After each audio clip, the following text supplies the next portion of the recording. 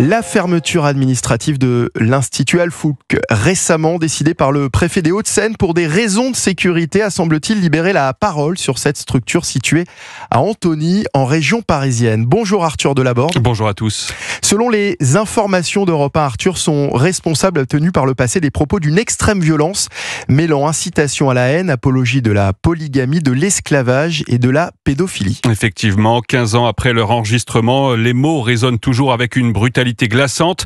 Dans plusieurs prêches audio qu'Europe 1 a pu consulter, Serge Altaparo, qui était à la tête de cet institut Al-Fouk d'Antony, promet par exemple un châtiment douloureux aux Français devenus les alliés du diable. Les Français étaient autrefois des gens de bon comportement, car ils conservaient encore des vestiges de la religion chrétienne. Et navrant leur état aujourd'hui.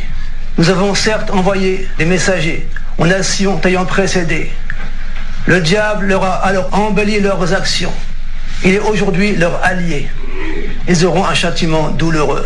Des propos d'une rare virulence, ouvertement homophobe, visant les responsables politiques accusés de perversité, de mettre au monde des enfants d'adultère.